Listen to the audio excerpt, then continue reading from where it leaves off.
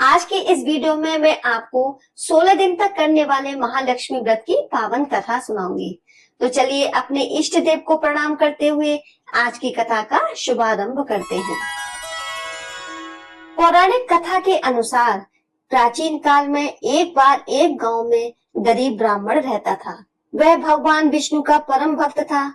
एक दिन उसकी भक्ति से खुश होकर भगवान विष्णु ने उसे दर्शन दिए और मनचाहा वरदान मांगने को कहा।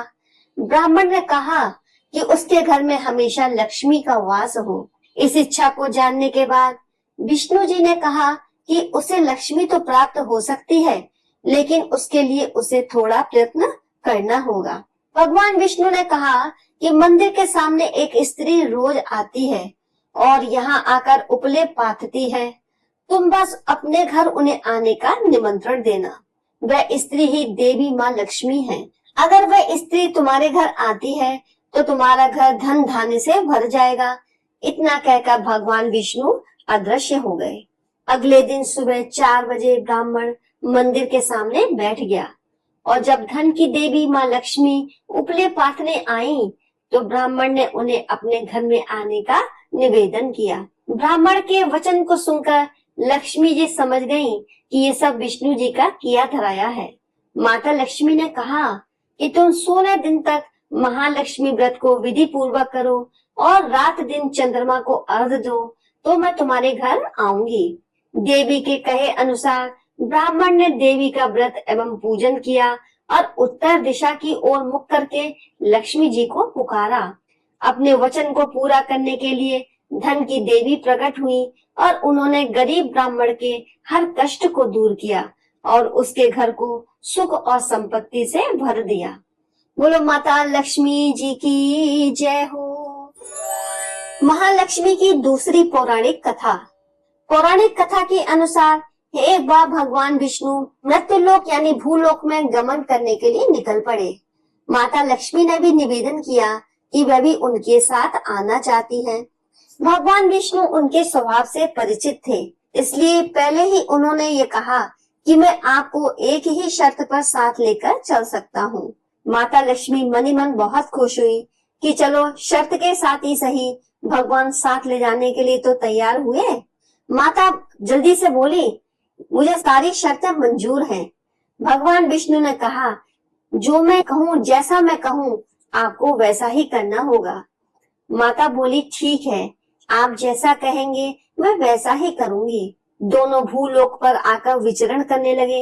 एक जगह रुककर श्री हरि ने माता से कहा कि मैं दक्षिण दिशा की तरफ जा रहा हूँ, आपको यहीं पर मेरा इंतजार करना होगा। ये कहकर भगवान विष्णु दक्षिण दिशा की तरफ बढ़ गए। अब माता को जिज्ञासा हुई कि दक्षिण दिशा में ऐसा क्या है जो भगवान मुझे वहां नहीं ले जाना चाहते। माता का स्वभाव तो वैसे ही चंचल माना जाता है। उनसे वहां पर ज्यादा देर तक नहीं रुका गया और वे भगवान विष्णु की तरफ बढ़ने लगी। आगे जाकर माता को सरसों का खेत दिखाई दिया। उसकी सुंदरता ने माता का मन मोह लिया। वे फूलों को तोड़कर अपना श्रृंगार करने लगी। इसके बाद वे कुछ ही दूर आगे बढ़ी थी कि गन्ने के खेत उन्हें दिखाई दिए। उन्हें गन्ना चूसने की इच्छा हुई तो गन्ने तोड़कर उन्हें चूसने लगी कि भगवान विष्णु वापस आ गए। सरसों के फूलों से सजी माता लक्ष्मी को गन्ना चूसते हुए देखकर भगवान विष्णु उन पर क्रोधित हो गए। भगवान ने कहा कि आपने शर्त का उल्लंघन किया है। मैंने आपको वहां रुकने के लिए कहा था, लेकिन आप नहीं रुकी और यहाँ किसान के खेतों से फूल व गन्ने तोड़कर आपने अपराध किया है। इसकी आपको सजा मिलेगी। भगवान विष्णु ने माता लक्ष्मी को 12 वर्ष तक किसान की सेवा करने का श्राप दे दिया और स्वयं क्षीर सागर चले गए। अब विवश माता लक्ष्मी को किसान के घर में रहना पड़ा। एक दिन माता लक्ष्मी ने किसान की पत्नी को देवी लक्ष्मी की प्रतिमा की पूजा करने को कहा और बोला कि इससे तुम जो भी मांगोगी तुम्हें मिलेगा। किसान की पत्नी ने वैसा ही किया। कुछ ही दिनों में उनका घर धन्य धान्य से परिपूर्ण हो गया। हंसी खुशी समृद्धि में 12 साल का समय बीत गया। जब भगवान विष्णु माता लक्ष्मी को लेने के लिए आए तो किसान ने माता को न जाने का हठ किया। इस पर माता लक्ष्मी ने कहा कि जो भी मेरी 16 दिन तक विधि पूर्वक पूजा करेगा वह उसके घर से कभी नहीं जाएंगी, लेकिन वह इस दौरान उन्हें दिखाई नहीं देंगी। वह एक कलश की स्थापना करे, उसमें कुछ धन रखे, यानी धन ही लक्ष्मी का रूप होगा। इस प्रकार 16 दिन तक किसान ने माता के बताए अनुसार पूजा करी, कलश की स्थापना करी और किसान का घर धन धान्य से पूर्ण रहने लगा। तब से लेकर आज तक 16 दिन के माता लक्ष्मी के व्रत प्रचलित हैं और उनकी पूजा करने की परंपरा चली आ रही है। बोलो माता लक्ष्मी जी की जय हो।